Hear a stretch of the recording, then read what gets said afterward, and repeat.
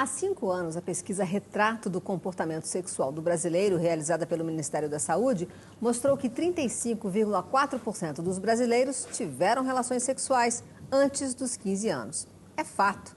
Crianças e adolescentes estão descobrindo a sexualidade e os limites do próprio corpo cada vez mais cedo. A questão é, quem deve falar de sexo com esse pessoal? Para esclarecer as nossas dúvidas e nos dar uma orientação bacana, está aqui com a gente a psicóloga e psicopedagoga Gabriela Lúcio.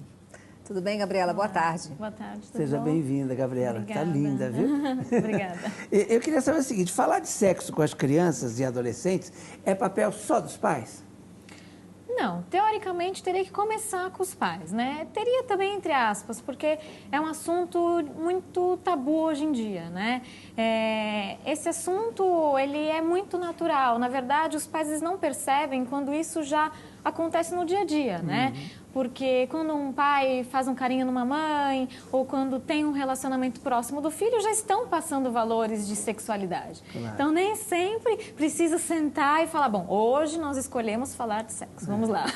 Né? Então, tem muito essa fantasia de que precisa um dia, um horário, uma idade, mas isso é um processo natural. Então, teoricamente, ele poderia aparecer em casa, sim, e os pais poderiam dar continuidade ao assunto, né? Ou entender um pouquinho melhor o que a criança sabe.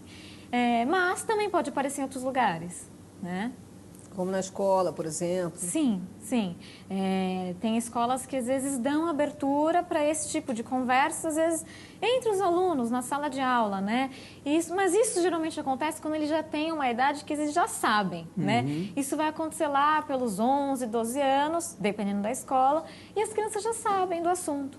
Então, nem sempre a escola traz isso quando menores, que é quando surge a dúvida, né? E deveria, né? Sim, seria uma boa, porque acho que amplia a visão, né? Não fica só a visão de casa e tem uma troca ali em sala de aula com outras crianças, né?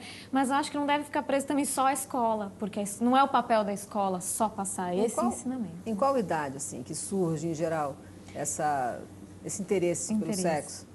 Então, as crianças descobrem esse certo prazer, né, neles próprios por volta dos 4 anos de idade, mais ou menos, e começam a se manipular e perceber que existe algum prazer, mas que não sabem nomear, né? Então, é nessa hora que às vezes os pais se preocupam e alguns entram em pânico, meu Deus, o que eu faço, o que eu vou falar, né?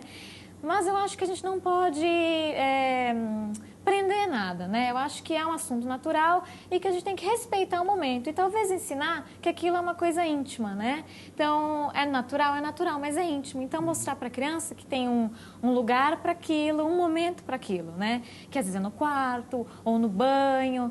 E aí os pais às vezes fantasiam. Hoje em dia está difícil passar isso porque a gente vê na televisão. Então, claro, por isso que é bom também os pais estarem sempre de olho, porque quando deixam passar, acabam dando abertura para esse tipo de mídia ensinar. Então aí ficam à mercê de outros ensinamentos que nem sempre são os que a família vê como principal, como valores daquela família, né? Agora, quando aparecem as principais mudanças nas relações afetivas entre as crianças e os jovens? Então, depois que passou dessa fase da criança, mesmo da infância, a entrada da adolescência, eles já começam a ter interesse pelo beijo, né? Começa pelo beijo ou pelo fato de dizer que estão namorando. E aí, às vezes, eu questiono para crianças que eu atendo, mas como é esse namoro? Não. Só andar de mão dada e conversar no Face. Então, ainda tem uma fantasia de que o namorar, ainda tem aquela fantasia de ser cortejada pelo homem. Eu vejo isso nas meninas, né? Então, nessa faixa entre 11 e 12, elas estão percebendo essa mudança. Então, o que é o prazer, o que eu sinto. Acho que aí marca um pouco isso. Algumas ainda com aquela, ai, ele é nojento. Não, eu não quero encostar. Ai, acontecem aquelas coisas lá, né, que eu não quero falar. Então, eu vejo que ainda tem um pouco essa fantasia. Depois, entre os 14 e 15, eles já sabem o que realmente dá o prazer, né? E aí começam a ter essas relações. E aí cabe aos pais ou a quem está próximo instruir. para que Viu, isso... mãe? Começam a ter essas relações. Não dá para falar uma idade, né? Porque hoje em dia começa-se muito cedo, mas vamos supor aí que as meninas começam a saber o que querem, mais ou menos. Agora, Gabriela, hoje está acontecendo uma coisa engraçada, que as meninas, você fala assim, os meninos cortejam as meninas. Hoje está acontecendo um pouco o inverso, as meninas estão cortejando os meninos, né? Sim, também. Na verdade, acho que tem de tudo hoje, né? Então, tem um pouco essa fala de, ai, ele me ligou, ou eu quero namorar, mas a mãe dele não deixou. Ainda tem um pouco isso, deixar, mas ao mesmo tempo também tem uma coisa desenfreada do tudo pode, né?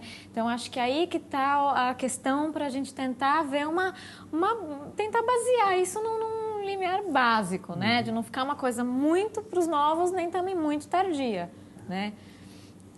E hoje, né, o sexo é abordado livremente na televisão, nas revistas. Qual é a medida certa para lidar com isso quando surgem aquelas perguntas constrangedoras?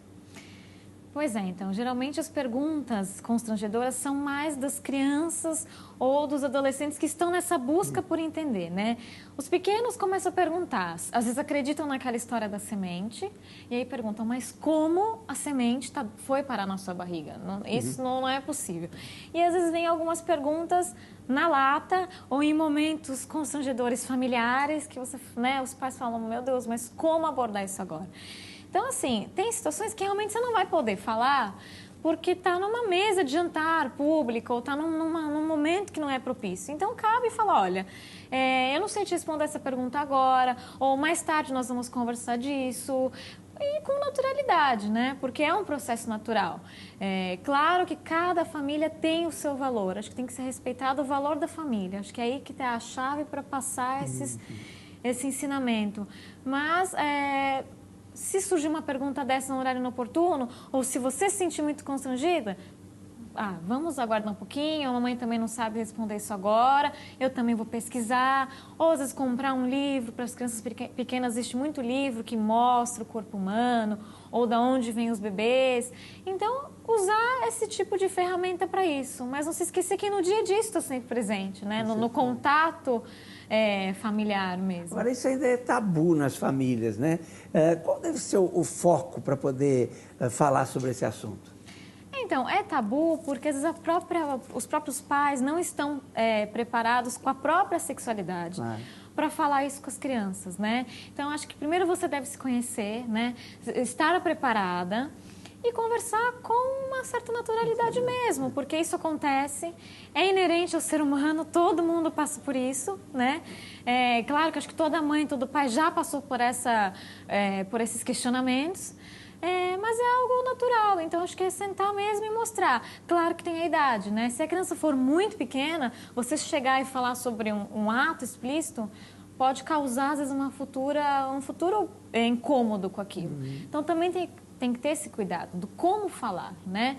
E falar de uma forma mesmo bem branda. E primeiro saber o que a criança sabe daquele assunto, né? Então, o que você já sabe disso? Ver primeiro o que ela te traz. Onde você ouviu, ou o que falaram, para daí você construir uma conversa mesmo. Perfeito. Obrigada, hein, Gabriela? Imagina, o prazer é meu. É muito importante sempre ter um cuidado também com as respostas para não traumatizar ninguém nunca, né? Exatamente. Muito obrigada pela presença.